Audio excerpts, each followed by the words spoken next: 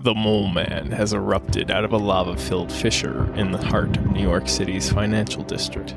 As his moloids are swarming the streets, he is calling out to the crowds. Heed me, surface dwellers. Ages ago you shunned me and ridiculed me, but soon you shall bow and scrape beneath my feet. I will strike you where you'll feel it most, in your pocketbooks. I will bring your system of commerce to its knees, driving your world into economic ruin. Then, when you seek salvation and purpose, I will become your savior and show you a new way, free from money, free from cares, free from independent thought. Enough yapping. It's clobbering time. I attack the pipsqueak. Let me grab those percentile dice and... No, you draw a card from the fate deck. What are you guys playing? Just move your red stones over to... What about the dice pool? Hey, I'm still looking for the D616. That seems like way too many sides for a die. Alright, time for some Eldritch history. Today we're looking at the 5 official role-playing games based off of Marvel Comics. The latest of which, the Marvel Multiverse RPG, is being produced in-house by Marvel and is currently in playtesting for a release in 2023.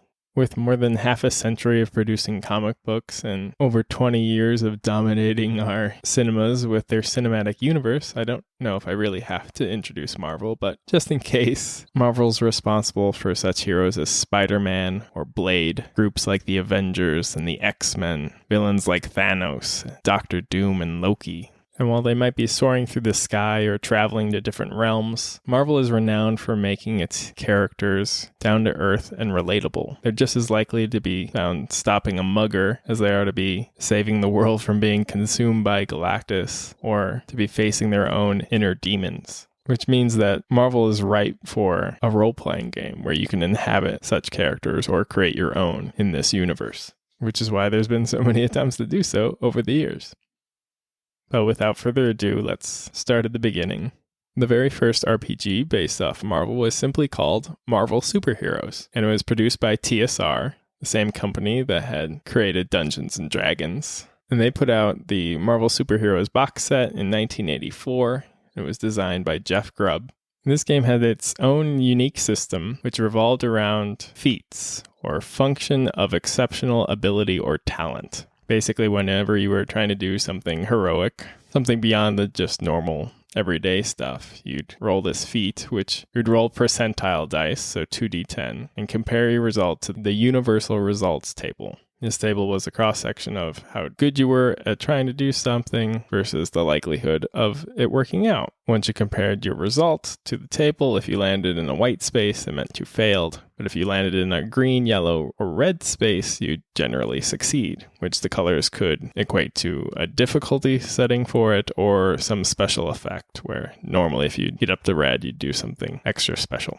And interestingly, this game is generally known not by feats or the universal results table, but based off the acronym for the attributes in the game. So it's known as the phase rip system. It's because the attributes you'd have in the game were fighting, agility, strength, endurance, reason, intuition, and psyche. So phase rip is the acronym from them. Which is I don't know why that caught on. I don't know, maybe it's just funny to say phase rip, I guess. But every character had these 7 attributes, and you'd have a score from 1 to 100, and that would equate to an adjective, kind of like the Marvel comics being like amazing Spider-Man or sensational Spider-Man. Similarly, it would rank between 1 and 100. You go from feeble to poor, typical, good, excellent, remarkable, incredible, amazing, monstrous, and unearthly. And normal humans would have a typical rating in things, which would be around a 6, whereas the peak human abilities would be an excellent at about 20. And on this system, if you have a typical rating in an attribute, you'd have a 50% success rate. So if you roll the percentile, anything less than 50, you'd fail, anything more, you'd succeed. And this increases by about 5% per rating that you go up, which is generally every 10 points you'd bump up to the next adjective. In addition to these attributes, each character would have superpowers, which were mostly taken on an ad hoc basis. They'd also have origins, which would serve to put caps on their abilities and their powers. You're either an altered human, a high-tech wonder, a mutant, a robot, or an alien. You'd also have talents, which were basically a simple skill system. Spider-Man, for example, had chemistry and photography. You'd also have resources, which was just how rich you were and what kind of stuff you could buy. Every character also had a popularity rating, which is what it sounds like, and it would help determine how people reacted to your character, and also how easy it was for you to gain favors, info, and equipment from your contacts. And finally, each character would have karma. And this would basically measure your experience. You could also gain more by doing heroic stuff, or you could lose it if you're acting dishonorable. And then with this karma, you could use it to modify dice rolls, to help stay alive, to help you build stuff, or even advance your abilities. Now, Marvel Superheroes, this game is actually the longest running Marvel RPG that's been produced. All the other ones didn't last anywhere near as long as this one. The first box set came out in 1984. A couple years later, they put out an advanced game, which updated some of the rules, gave more options, expanded that universal table a little bit, and stuff for both games was put out until 1993. So about 9 years worth of content. By far, it's got the most stuff. But that first box set included 3 books: the Battle Book, which was basically a tutorial on how to play the game; the Campaign Book, which had references for everything a hero would need to know; and then it also had its own intro adventure, The Day of the Octopus, where you were encouraged to have 4 players playing Captain America, Spider-Man, Captain Marvel, and The Thing. And it's interesting to note with many of these Marvel games that it seems mostly encouraged to play as existing Marvel characters, which I guess makes sense if you want to have an official Marvel game. Obviously, you like Marvel, so you probably want to play as Spider-Man or something. They usually involve rules for making your own character, but it doesn't seem nearly as much of the basis as, hey, play as our characters. But in the adventure, you'd play as those 4, and you'd go up against Radioactive Man, Beetle, Fixer, Scorpion, and eventually Doc Ock himself. And the adventure is all about Doc Ock is building a giant robot to destroy the city. There's also some interesting things happening in here. Early sections, before you're really fighting supervillains, it often splits up the heroes and have them each do their own thing. Like Peter has to stop Aunt May from losing her purse, or the Thing has to help this food vendor in the park. It's kind of weird. And then there's also a setup where you have prior engagements. So one adventure is basically everybody's going on these different things. Spider-Man has a birthday party to attend. Captain America has a veterans benefit dinner. Captain Marvel has to go look at a boat she's trying to buy. And then the Thing is dedicating a hospital. I mean, I guess you're going into the Marvel, you're still a person with an everyday life. It just seems weird to, here's how you play the game. Oh, go shopping for a boat, Captain Marvel, because that's why you want to play Captain Marvel, right? In 1986, like I mentioned, they put out the Advanced box, which, in addition to updating the rules and giving more options, it also contained a player's book, a judge's book, a 2-sided map, character cards, and standees, and actually included the dice to play. And the intro adventure to that was the Night of the Dreadnoughts, where some small-time crooks had accidentally unleashed some robots while they were trying to steal stuff. They're like robots in a lot of these early adventures, it seems. And then late in the game's development, in 1991, just a few years before they stopped producing it, they had a revised basic box set. So it introduced a lot of the stuff from the advanced box into the basic rules. Seems weird at that point to go back to the basic when you've had advanced for 5 years. But that revised box set was set up a lot like the advanced box set. Other releases for the games included the Gamer's Handbook of the Marvel Universe, and these were based off the official handbook of the Marvel Universe that Marvel was putting out at the time, and still does in some ways to this day. But this was a 15-volume series of comic books that included details on all the characters from Marvel. So similarly, the Gamer's Handbook, there's 4 volumes put out in 1988, ranging from characters all the way from Abomination to Zax, which has 3 Z's at the beginning. And then between 1989 and 1992, they put out another 4 with 1 update each year based off stuff that was happening in the comics. And also for the games, they put out a bunch of adventure modules, campaign guides that included things for having a game in New York, one specifically against Doctor Doom, one if you're playing as the X-Men. They put out GM screens, paper standees, and supplements specifically focused on different groups like the Avengers, the X-Men, and Spider-Man. There was also other things that TSR put out at this time that were related to the game, but kind of different. They had the Marvel Superheroes Adventure Game Books, which were very similar to Fighting Fantasy, which is basically a choose-your-own-adventure with dice. You'd come to a choice and then you'd roll based off the character who you're reading or playing as, and then you determine what happened with that. There were also these one-on-one adventure game books. There was 2 of these put out. The Fantastic Four versus Doctor Doom and one with Daredevil versus Kingpin. This was a 2-player thing where each player would have their own book about what they could do, and then they'd go around, interact, and then eventually it would lead up to a big fight between them.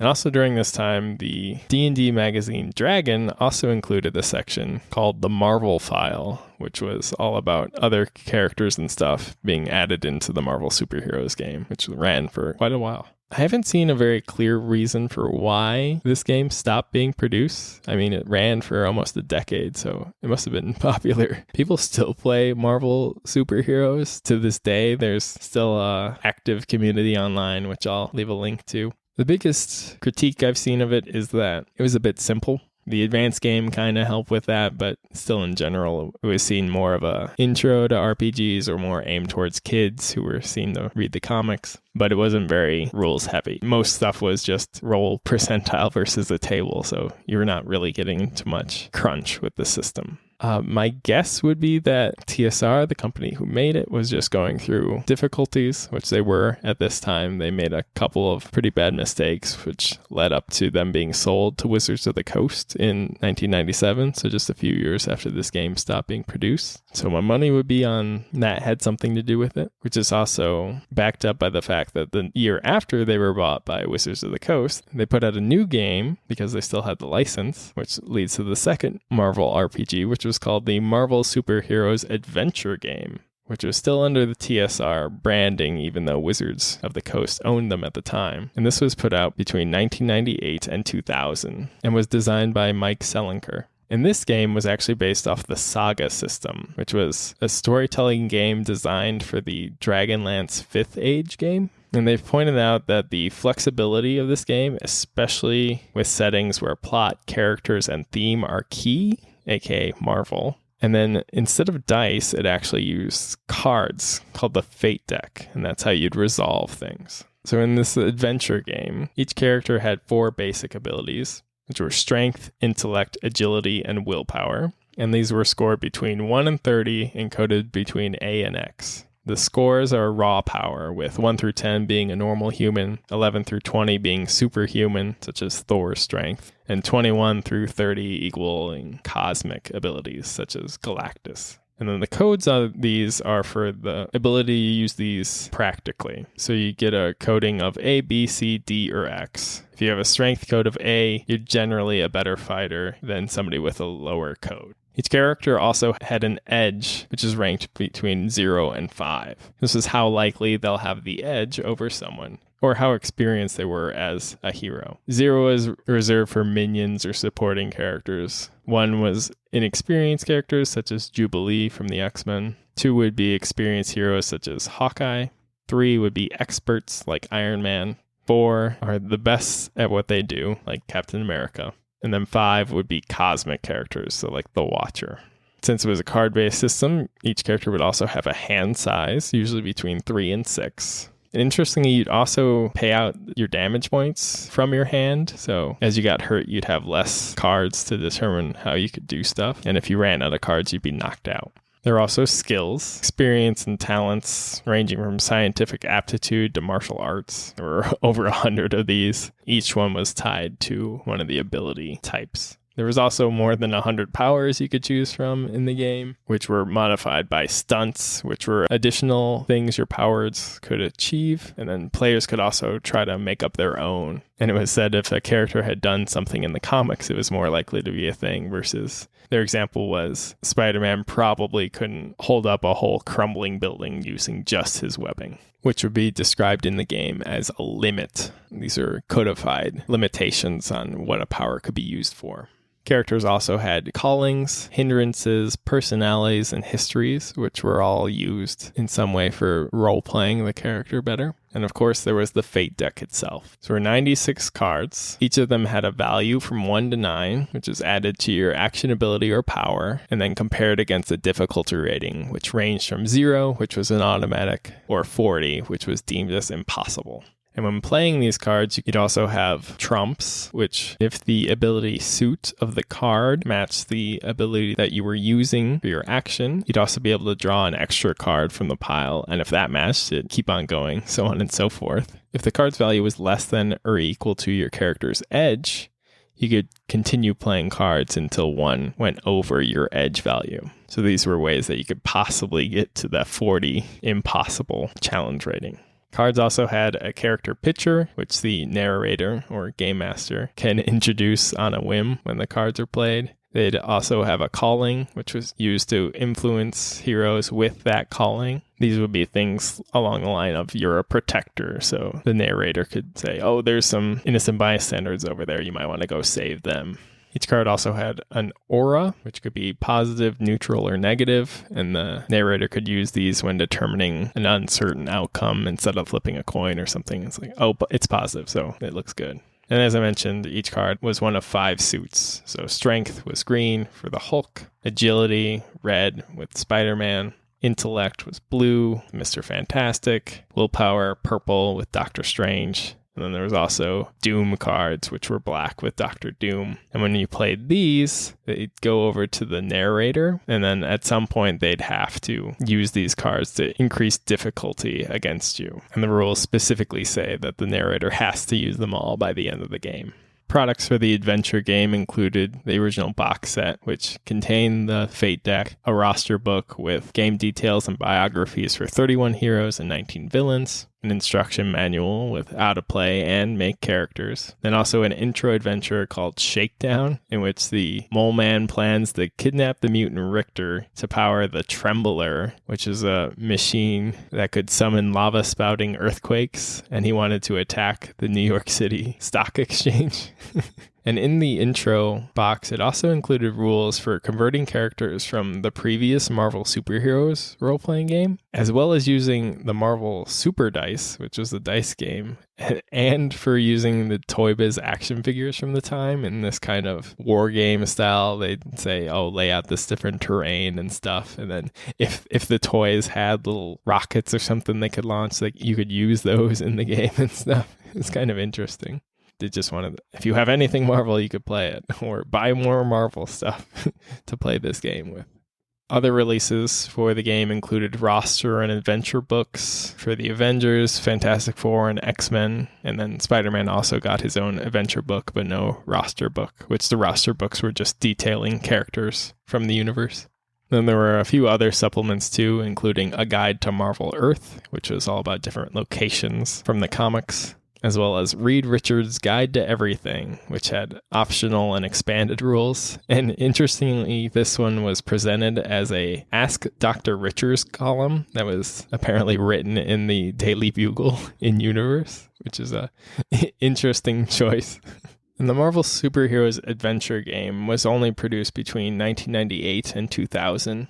The only real negative things I've seen about it are that it didn't really feel like a role-playing game, more like a card game to some people, because of its use of the Fate deck. I don't know. I've seen other people say that that's not really a fair criticism of it. I think mainly the reason why it stopped is that TSR and Wizards of the Coast lost the license for Marvel, or didn't renew it or whatever. So with just a 2-year span of releases, it just didn't catch on as much. So mainly now, unlike a lot of the other ones where it seems like there's a continued interest in it from various places on the internet, this one seems like it's just kind of fallen to the wayside, which needing the cards to play and stuff like that, I could see there being a limit to how well you could keep it going.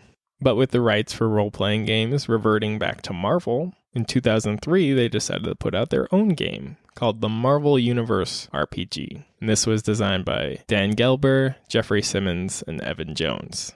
And once again, the game has its own unique system known as the Action Resolution System, or ARS. And this is also diceless. It was based off of resource management with various pools of stones that would power your ability and supply your health. We'll get into that in a little bit. The game also, at the beginning of the rulebook, it pointed out 3 different styles of play for the game. The power and responsibility style, which was role play heavy. Clobbering time style, which was all about the fights. And then the brawling type, which was actually a player versus player without a GM needed. It was just if you were ever like, who would win in a fight between Thor and the Hulk? Well, let's play and find out. But I pointed out that most games would probably have a combination of the power and responsibility and clobbering time. So both roleplay and fighting. They thought that was what the default of the game would be and probably should be. Because it was produced by Marvel, they also included references to the format of comics. This could be seen in how they broke down time in the game. In a game, when a player would go, their turn would be called a panel. And once everybody had gone and used their panel, that was referenced to as a page, which would be a round in most games. And then during play, each scene would be referred to as a mission, and then multiple missions would make up an issue, like in a comic. Just a fun way to break down some of the RPG terminology and use comic terminology instead. Once again, characters all had abilities, which are broken down into intelligence, strength, agility, speed, and durability in this one. And these were ranged from 1 to 10. But the heart of the system really lies in the actions that characters could have. These were both powers and skills, and each one would require a certain number of stones in order to complete. And these stones there's red ones and there's white ones. For reference, it was recommended that each player would have 3 to 5 white stones and 9 to 15 red stones, with Game Masters having 25 white and 100 red to run all the NPCs and opponents and stuff. But in the system, white was representative of your health, which was based on your durability. Each panel, you'd regenerate red stones based off of how many white stones, how much health you had left.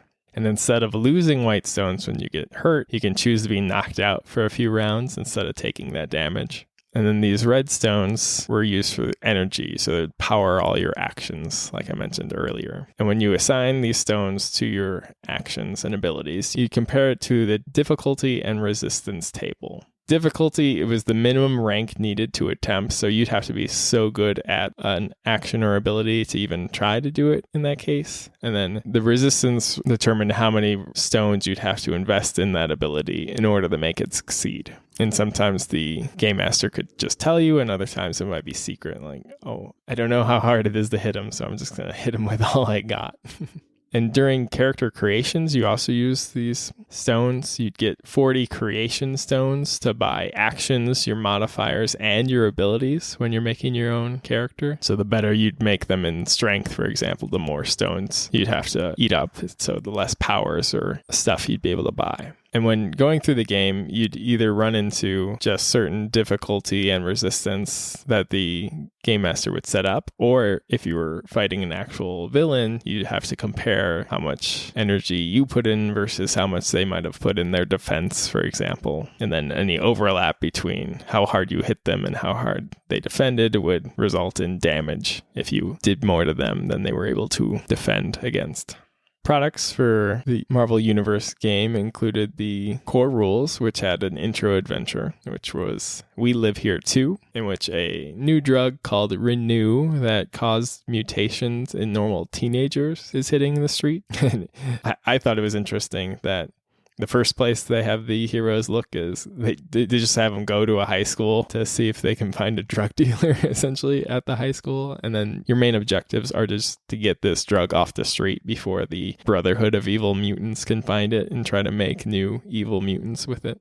They also released the Guide to the X-Men and the Guide to the Hulk and the Avengers. And they plan to release the Guide to Spider-Man's New York City and also the Guide to Wolverine, which the fans actually would go on to release the Guide to Spider-Man's New York City as fan content. But unfortunately, this game was canceled. Although the system was a heavy seller, it had multiple print runs for the core rules. But the designers for the system have said that Marvel didn't consider it a success because it didn't sell like its top-selling comics or when compared to Dungeons & Dragons, which really isn't a fair basis for this. But due to that, this game only lasted about a year between 2003 and 2004, with just those 3 releases. That's all it ever saw. And then there was a pretty long gap between that and the next Marvel RPG, which was called Marvel Heroic Roleplaying. And this was released in 2012 by Margaret Weiss Productions. That's Margaret Weiss's company, obviously. She's best known for Dragonlance, but she was also at TSR while they were making Marvel Superheroes. And she has a story in the beginning of the heroic role-playing book where she was asked to playtest as Captain America, and she fought 2 teenage slugs, and she rolled so badly that Cap actually went unconscious, and the designers had to go back to the drawing board and didn't have her playtest ever again. Just a fun tie between this release and the earliest game. But Marvel Heroic Roleplaying was designed by Cam Banks, and it uses the Cortex Plus system, which the studio has also used for Firefly, Smallville, and Leverage-based RPGs. In this one, I just want to point out that the game master was called a Watcher, as in the alien beings that keep an eye on everything that happens in the Marvel Universe. I thought that was fun.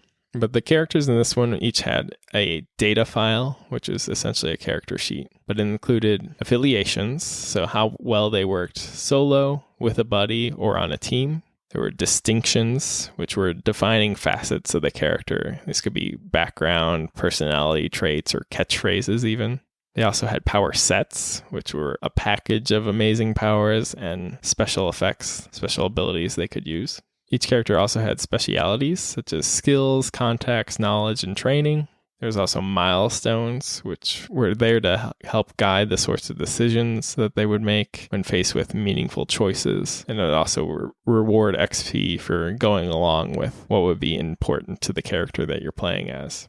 And all these things together would result in different dice and would help build your dice pool, which was the main mechanic of the game. And dice in this game ranged from D4s up to D12s, and bigger is better, obviously. The dice pool, the example that I give is actually a pool of 7 different dice. So these dice could come from your affiliation, your distinctions, your powers, your specialties, your opponent's stress and complications, and then various assets you have. Then you could also push yourself, do various stunts, or expend resources in order to get more for this dice pool. Then however many you get of whatever type of dice, you roll that, and then you pick the 2 normally highest to add together for a total on your roll, and then you pick 1 die for the effect. And this was based off of the type of die. So normally you'd want D12 would be the best in this case. And then you take any ones that you rolled, and those would be given over to the Watcher, who could take those opportunities and then add them to the Doom pool, which we'll get into later. But once you roll, do all that, pick which dice you're using, remove all the ones. Your result is compared against the Watcher's similar pool of dice that they've built to compete against you in this case. And whoever has the highest total would win, and then the effect that they had chosen would influence what happened.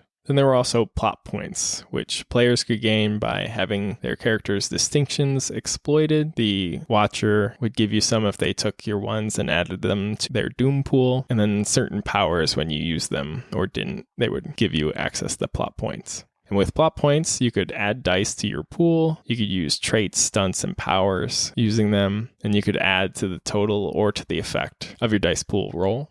And then that Doom pool I've been talking about is there to add to the opposition. So with that, the Watcher could add threats, challenges, and other situations to the game to make it more interesting. And then instead of having health, the characters would have 3 different types of stress they could take: physical, mental, and emotional. This was also based off of dice. So as you took more damage, you'd go from having just a D4 of stress all the way up to a D12. If you ever pass a D12 on a certain type of stress, you get stressed out. So you'd be out of the scene, and you'd also take trauma, which was longer lasting and harder to remove than stress. Stress could go away between scenes in the game, but trauma would be something you'd have to specifically seek out to deal with. Products for this game included the basic game, which included an introductory adventure called Breakout, which was based off of the first run of the New Avengers comics from around that time.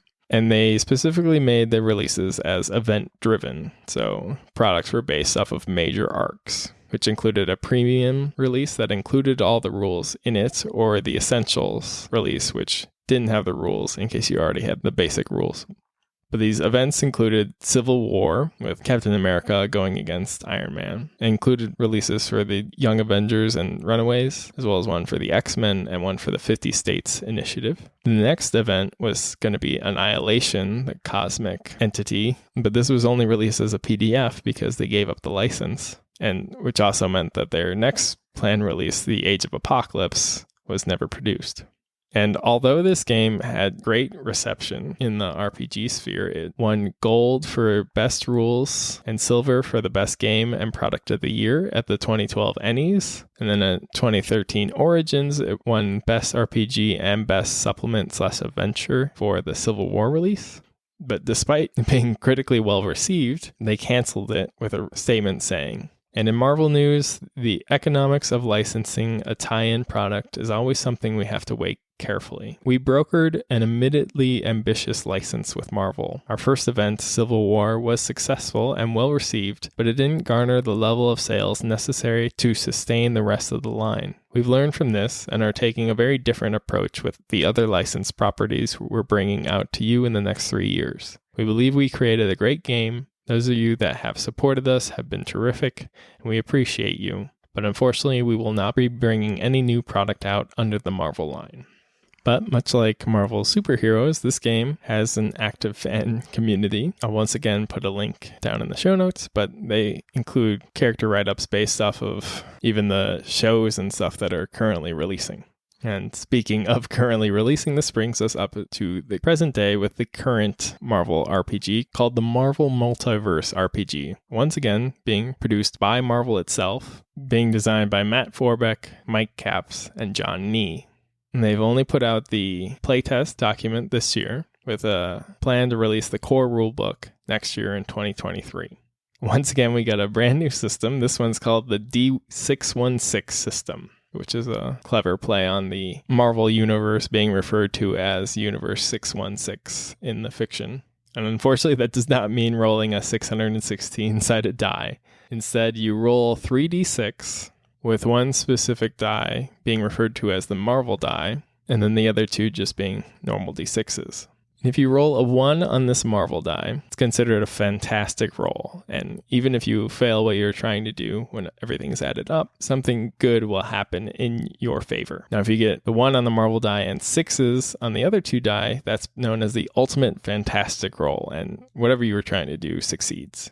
The only time rolling a 1 on the Marvel die is bad is when you roll 1s on all the dice, then that's just known as a botched roll, and you fail regardless. When you're rolling, you can also have edges, in which you get to decide if you want to re-roll one of your dice and then take the highest result. Or you might have trouble, in which the narrator, which is what the Game Master is called in this edition, the narrator will choose which of your dice that you have to re-roll if you have trouble.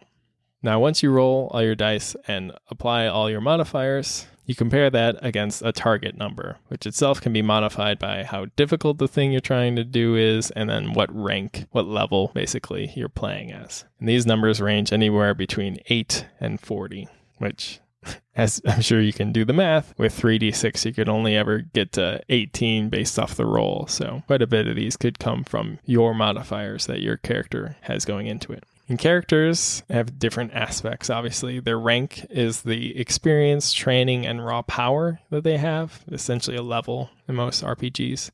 This ranges from 0 to 25, with 1 being somebody who's just starting, and 25 being a cosmic power.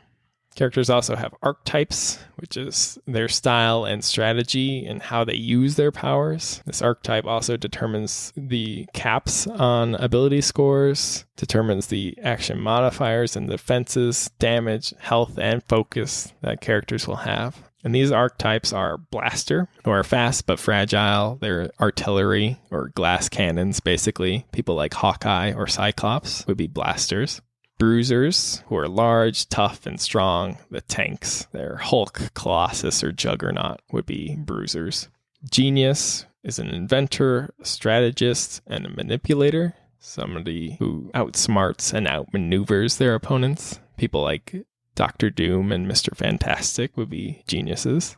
There's the polymath, the jack of all trades, good at a little bit of everything. They're flexible in their approach. These are people like Spider-Man, Iron Man, Thor, Captain Marvel. They're all polymaths. There's protectors, who focus on assisting, defending, and supporting allies, doing more crowd control type of things. Doctor Strange, Professor X, and Invisible Woman's are the examples of protectors. And finally, there's strikers, who are strong and agile. They focus on close quarters combat. They hit hard and move fast. Strikers are people like Iron Fist and Wolverine. And as always, characters have ability scores. This time Marvel has decided to lean into the spelling out stuff with them, so they've made it spell out Marvel. It's for might, agility, resilience, vigilance, ego, and logic. Characters also have focus, which is their capacity for concentration and willpower. They once again have karma, just like the first Marvel RPG. In this game, it's a wild mix of luck, grit, and destiny. And you can spend it to gain an edge or give opponents trouble. And it's earned by roleplay, heroism, using your catchphrase, or leaning into the traits of your character. Characters also have backstory, which is broken into origins and professions. Origins include alien, high-tech, magic, mutant, special training, or weird science. And professions include criminal, doctor, lawyer, journalist, investigator, outsider, ruler, scientist, soldier, spy, student, and tycoon. And both of these will give you different skills and capacities in what you can do. Characters also have traits, which include skills, their circumstances, minor superpowers, and vulnerabilities. And of course, powers, which are separated into power sets and utility type powers, which are flight, different senses, and extra limbs, stuff that doesn't fit into a power set, essentially. And the different power sets include a battle suit, which is a special suit of powered armor for people like Black Panther or Iron Man. Blades, so expert with bladed weapons, would have this power set. Wolverine is the poster child. Cybernetics. So you're made stronger, faster, better by bionic augmentation. Looking at Rocket Raccoon or Wolverine. There's a specific firearms power set, which turns shooting guns into an art form. So Rocket Raccoon again for this one. There's energy control powers, which manipulate visual light to blind, conceal, and damage. They point out Captain Marvel and Iron Man as having the energy control power set. There's martial arts, which is what it sounds like. They have Black Panther representing that. Plasticity, so you can be stretched, shaped, and twisted in impossible ways. They have Groot. Shield Bearer uses a shield in combat. I wonder who this is about. This Captain America. The fact that he gets his specific Shield Bearer power set makes me think they definitely say that they're going to have a bunch more power sets in the core sets, but having one that's just for using a shield instead of just general weapon makes me think they're going to get really specific, like the previous games where there's a bunch of very specific powers that you could take. I think there's also going to be very specific power sets. There's spider powers, so all the Spider-Man people go into this. There's super strength. There's tactical mastery, so battlefield mastermind, essentially. Black Panther, Captain America, and Rocket Raccoon all have some powers from the tactical mastery set. And then finally, weather control. Again, what it says on the tin, shown by Storm and Thor. And with all these power sets, if you have them, you can get powers from them, and they're branching skill trees, essentially, where you can pick certain ones right off the bat, and other ones, only once you have a previous power, can you then unlock that further power. And so far with this game, the only thing released is the playtest rules, but it does have a beginning adventure. This one's called Enter Hydra, in which Hydra agents attack New York State University. Notably, it has Hydra agents in these super suits with these high-tech weapons that mimic the powers of whatever players are going through it. And then they give example code names based off all the pre-written characters they have in it. My favorite are the Hydra version of Rocket Raccoon is called Trash Panda, and the Hydra version of Groot is just called Tree, which I love. These, just all of them are pretty goofy. And in the adventure, it's eventually revealed that Hydra is after research about Silver Surfer's travels before he got to Earth, and they call out that they plan to expand this adventure around the release of the core rule set. So I think that's a cool sounding, like Hydra attacking whatever, but doing something with Silver Surfer's travels, and the fact that it's called the Marvel Multiverse RPG, I think they'll quickly branch into a more cosmic and otherworldly adventures instead of just, oh, you fight a robot from Dr. Octopus, or Spider-Man, go save Aunt May from getting her purse stolen. Now, as I mentioned, this game is still in playtest, and they're certain to change things, add more info and stuff. But so far, the reaction that I've seen has been fairly negative surrounding this game. It's most likely just a case of a vocal minority, but there are some valid concerns, I feel, personally. The game doesn't seem to know who it's targeting. While it would make sense to me to have a game like the original Marvel superheroes based on getting people who don't play RPGs into the hobby, especially with how popular Marvel is right now, seems like that would be a great, hey, let's hook in these people who maybe don't play RPGs or haven't for a while or aren't that into them, and we'll get them playing stuff that they love watching on the big screen with the Marvel Cinematic Universe. But this game doesn't seem very beginner friendly. And maybe that's because it's a playtest document. And so they're looking for people who already play RPGs in order to, hey, you should do this or this, to nitpick their system. But a lot of it, like all the powers and traits, you get a bunch of them. And they're just keywords. They're not even keywords. They're all unique descriptors that you have to have a reference open at all time, or get real good at writing real small on your character sheet what each one specifically does. There's a bunch that are very, very similar. People like Wolverine or Sabretooth have both slice and dice and slash and dash. I've been playing RPGs for a while, and even I'm looking at it and be like, I don't want to have to memorize all these different terms, which is a shame because I love Marvel, and I really want this to not be like almost all of the Marvel RPGs and just go away in a year. That would suck. So I hope they're able to add stuff to it that makes it a lot more accessible and easier to run. From what I've heard, once you get into it and actually do play it and run it, it's a lot easier than what it looks like. But just looking at it, it doesn't look very friendly, which is a big thing with role-playing games. If you can't get people to play it because they're like, oh, that looks way too much, then people aren't going to play it. So you're not going to keep selling it. I hope they're able to take this year to change it up to where it is friendlier for a new audience or just people who haven't played it before. Or if it already is that, hopefully they just make it feel that way when you're on the outside looking in and being like, ooh, this is a lot. Hopefully make it seem like, oh, sweet, just let me grab this and then, sweet, I'm Spider-Man. Here we go. Let's go. Because I definitely want to put together a group that's just starting out Defenders TV show level, just street heroes who could level up in advance and eventually become like an Avengers style group. That'd be real cool, in my opinion. So hopefully they're able to iron out the kinks. The fact that they're having this public playtest is really great. If you want to take part, you can just pick up the playtest book. It's like $10. And they got it both. They got trade paperback style, or if you use some of the digital platforms have it as well. Once again, I'll have a link. They have a whole website on the Marvel site that has links to all that, as well as errata and character sheets and stuff like that. But that's it for all the Marvel RPGs. So far, just 5, and hopefully it stays at that number for a while, meaning that Marvel Multiverse RPG will be one here to stay. Once again, thank you very much for listening. This has been Eldritch History. My name is Jacob Tomlinson-Korst. If you like this show, if you like this episode, share it with a friend so we can try to build a larger audience. And until next time, may you always make your saving throw, especially if you're working on the Marvel Multiverse RPG, because I really want this thing to catch on and be really popular.